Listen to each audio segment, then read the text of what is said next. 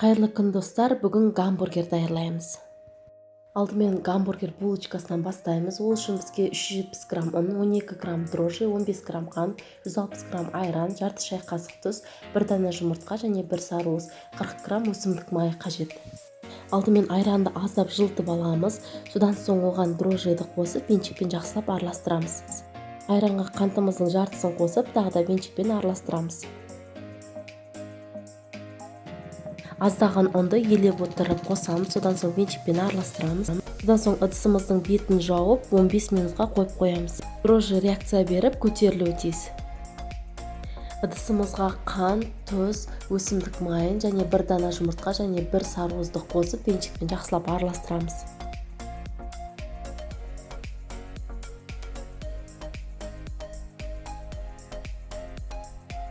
Соң дайын болған ашытқымызды қосып, венчикпен жақсылап араластырып аламыз.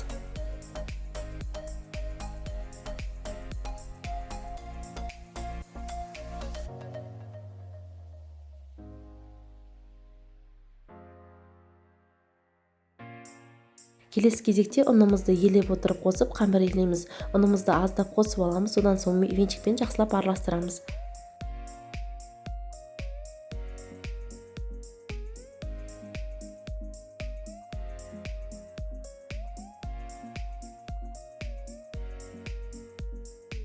Қамырымыз әбден қоюлана бастаған кезде қолымызбен қамырейлейміз. Рецептте берілген ұнның көлемінде азды көпті өзгеріс болуы мүмкін. Ол яғни сіздің жұмыртқаңыздың көлеміне, кейде ұнға да байланысты. Сондықтан ұнды барлығын бірақ қоспай, аз-аздан қосыңыздар. Еленген қамырымыз қолға жабыспауы тиіс және өте жұмсақ болады. Дайын болған қамырдың бетін жауып, жылы жерге 1,5 сағатқа қойып қоямыз. Қамырымыз көтерілуі тиіс. 1,5 сағаттан соң қамырымыз көтерілді, оны бастырып аламыз.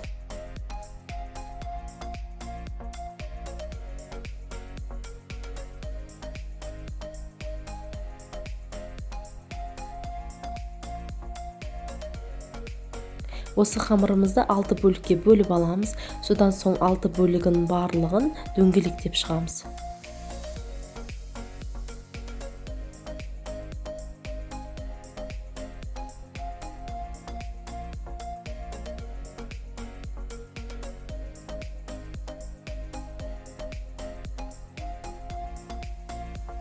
Противень үстіне пергамент қағазын төсеп, оның үстіне осы булочкаларымызды орналастырамыз. Содан соң бетін жауып, 10 минутқа көтерілгенге қойып қоямыз. Ақуызды венчикпен араластырып алып, оны осы булочкамыздың бетіне жағып шығамыз. Содан соң бетіне кунжут дәндерін сеуіп шығамыз. Булочкаларды 180 градуста қызып тұрған пеште 20 минут көлемінде пісіреміз. Піскен булочкаларымыз өте жұмсақ болып шығады.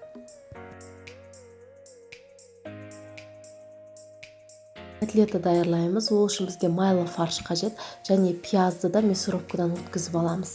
Қара нанды суға салып, езіп аламыз. Содан соң тұз, бұрыш қосып, осының барлығын араластырып, котлетамызды даярлаймыз.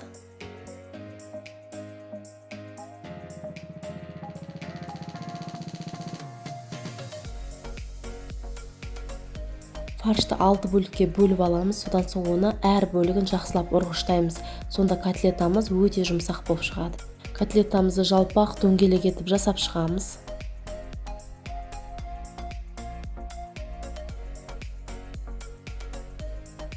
Мен котлетаның екі жағын аздап қуырып алдым. Аздап қуырылған котлетаны мен конвекция режимін қосып, булочкамен бірге 20 минут духовкада пісіріп алдым.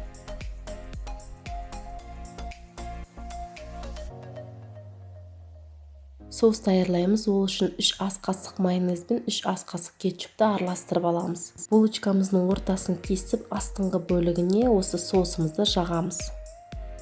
Үстіне листья салата, котлета, қызанақ, тұздалған қияр, сыр қоямыз. Содан соң бургердің үстіңгі бөлігіне де соусымызды жағып, оның үстіне қоямыз. Соңында бургерімізді палкамен бекітіп қоямыз. Мен арнайлап магазинге бармай, қолдағы бар ингредиенттерді қолдандым. Осымен өте дәмді гамбургеріміз дайын. Міндетті түрде жасап, жақындарыңызды қуантыңыздар. Назарларыңызға рахмет.